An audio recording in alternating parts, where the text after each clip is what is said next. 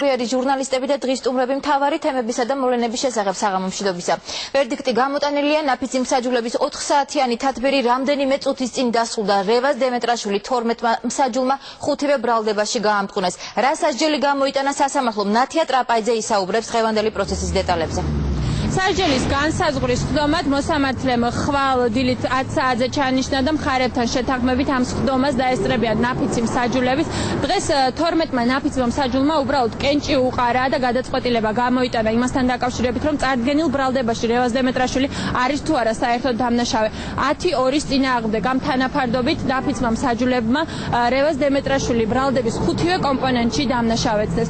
დაახლოებით 4 საათი გრძელდებოდა მსაჯულების თათბირი, მათ გათვალისწინებულ პირველ 3 საათში ვერ მიიღეს ერთპიროვნული გადაწყვეტილება და ამიტომ მომდევნო 6 საათის რამდენიმე წუთი გამოიყენეს იმისთვის, რომ საბოლოო ვერდიქტი გამოეტანათ და შემდეგ უკვე მსაჯულების ვერდიქტი სასამართლოს და სხდომის დამსწრებს მთავარმა მსაჯულმა გააცნო.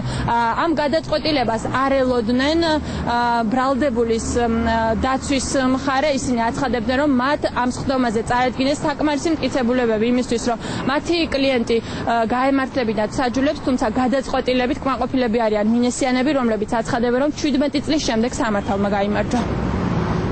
როგორიც არ უნდა იყოს გადაწყვეტილება, ჩვენი სამართალ, ანუ ჩვენი მართლმსაჯულების სისტემისთვის ეს არის დადებითი. ყველა შემთხვევაში პროგრესია.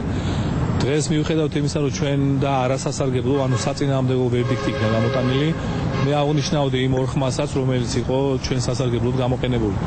და გამოთქვა ვარაუდს, რომ რამოდენიმე დანაშაულში, რომელიც იქნა წაკითხული უფროსი მსაჯულის მიერ, სწორედ ის ორი ადამიანი იყო, ერთი და იგივე ორი ადამიანი, რომელიც ჩვენი ხმა იყო, ასე ვთქვათ, დაცვის მხარე.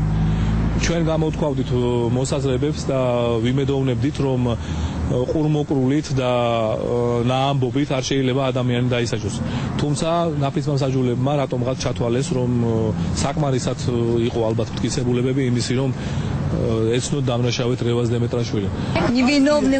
უდანაშაულოებს ციხეში არ სვამენ. თუ ის სასამართლოში მოიყვანეს, ესე იგი დამნაშავეა. გადაწყვეტილება ერთ ადამიანს არ მიუღია. განაჩენი 12-მა სხვადასხვა ადამიანმა გამოიტანა. ფიქრობ, რომ მათ ჩვენს ადგილას წარმოედგინეს თავი და სამართლიანი გადაწყვეტილება მიიღეს. მინდა მადლობა გადავუხადო მათ, რადგან 17 წლის შემდეგ სამართლიანობამ გაიმარჯვა.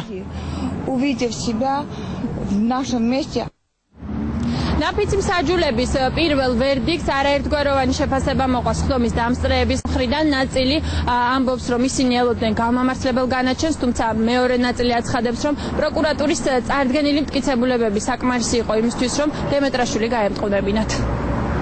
ძალიან მნიშვნელოვანი და საინტერესო იყო სასამართლო პრაქტიკის განვითარებისთვის, თუმცა ვერდიქტის სამართლიანობაში ცოტა ეჭვმეპარება იქიდან გამომდინარე, რომ მხარეთა მიერ წარმოქმნილი მტკიცებულებები სასამართლო პროცესზე დაცვის ხარის სასარგებლოდ იყო, ჩემი აზრით, ველოდი გამართლებენ ვერდიქტს, თუმცა სამწუხაროდ უხილოდ გამომტყუნებელ. ჩემი მოლოდინი ნამდვილად გაამართლა, ვესწრებოდი სასამართლოს ხდომებს და ვფიქრობ, ბრალდების მხარემ საკმარისი მტკიცებულებები წარმოადგინა იმისათვის, რომ ნაფიც მსაჯულებს გამოეტანათ გამომტყუნებელი ვერდიქტი. ხალხის სახელით გამოტანილი პირველი გადაწყვეტილება უკვე ცნობილია. ნაფიცმა მსაჯულებმა რევაზ დემეტრაშვილი დამნაშავეცნეს. რაც შეეხება მისი სასჯელის ზომას, როგორც უკვე გითხარით, მოსამართლემ სასჯელის განსაზღვრის სხდომა ხვალდილის 10 საათისთვის ჩაანიშნა და სწორედ ხვალ გადაწყდება რამდენ წელს გაატარებს რევაზ დემეტრაშვილის ციხეში.